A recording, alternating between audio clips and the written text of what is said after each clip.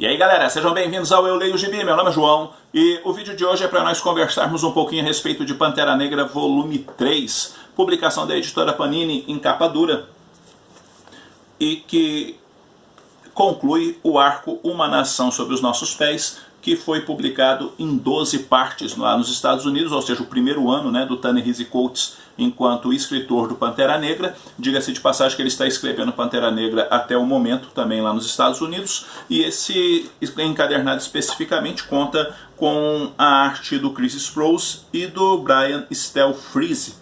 E dentro aqui do contexto, e a exemplo do que eu mencionei no vídeo anterior a respeito do volume 2 desse material, o Wakanda para mim continua sendo o veio condutor da narrativa, ou seja, é de fato o verdadeiro protagonista da história e não o Pantera Negra. Pantera Negra tem um papel obviamente fundamental dentro da história, mas para mim ainda o Wakanda vem a ser o que mais importa dentro da história, haja vista que a forma com que o Ta-Nehisi Coates tem construído o roteiro dele fica muito enfatizado a questão do que o que realmente importa para o Wakanda, o que é necessário fazer por Wakanda e como que os wakandanos precisam serem, vamos dizer assim, cuidados nesse sentido, e com um dito importante deles dentro do roteiro, que é as pessoas vão e vêm, as pessoas morrem, mas o Wakanda está ali, então o Wakanda precisa ser preservada. Nesse caso, o Ta-Nehisi Coates ele vai trabalhar bastante essas questões, trabalhando dentro dos pontos de vista dos personagens.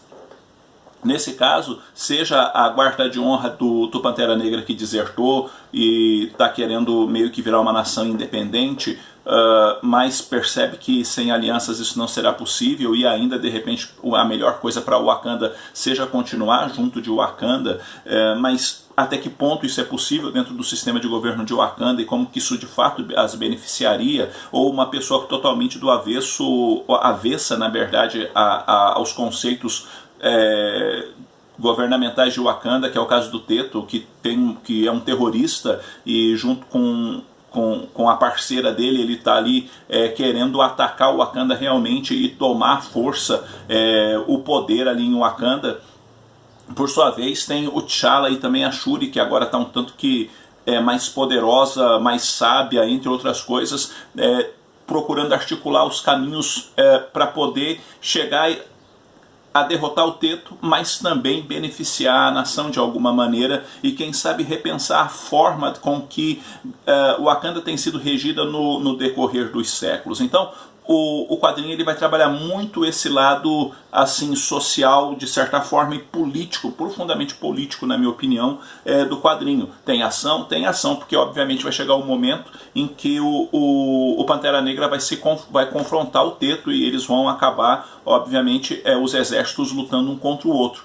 Mas a maioria do quadrinho, nesse caso, nessas 4 histórias, ela vai estar bem pautada nesse lance do discurso e da defesa das ideias, e como que é importante saber tecer essas ideias para construir também alianças adequadas, e não só alianças adequadas, aprender a ouvir o que está acontecendo em volta, como por exemplo a ideia do povo, o que o povo realmente apoia ou não, e elementos assim vão perpassando toda a HQ.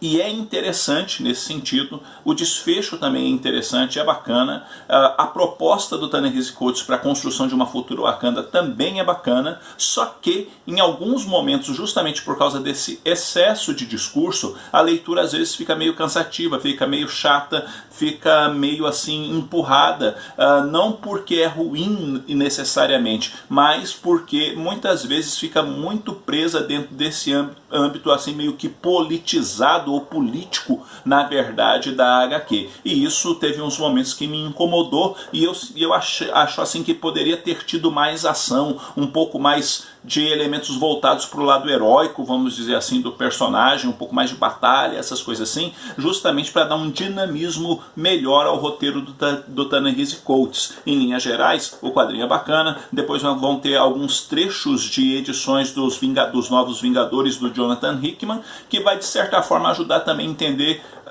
principalmente o leitor que não leu histórias, o que aconteceu antes em Wakanda, vai poder entender um pouquinho o que está se passando com o Pantera Negra, por que as decisões que ele está tomando, como que o Wakanda foi afetada por causa de algumas coisas que aconteceram no passado. Então são trechos de história que são importantes para entender contexto, mas nitidamente também é colocado ali para preencher um número maior de páginas por quanto de ser tudo aí separado, né, em 4 partes, cada um dos encadernados. Segue a isso. Se eu for somar tudo, eu vou ter 12 histórias em um âmbito geral bacana. Para o arco todo, eu dou uma nota 8,5. Para essa edição especificamente, eu dou uma nota 7,5 e dou uma nota 7,5 justamente por causa deste elemento muito carregado do discurso, onde eu acho que faltou um pouco mais de dinamismo, um pouco mais de ação na história para torná-la mais interessante. Bom, galera, é isso daí. Eu vou ficando por aqui. Eu espero que este vídeo tenha sido útil para vocês de alguma maneira. Já leu, não leu o Pantera Negra do Ta-Nehisi Coates? Está gostando? Acha que não é isso tudo, pessoal? Tem colocado mais louros do que se deve na publicação? Enfim, qual a sua opinião desse material? Está interessado em comprar? Está ainda pensando?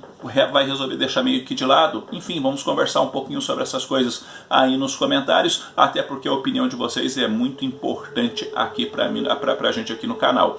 No mais, eu vou ficando por aqui. Um abraço forte em todo mundo. Fui!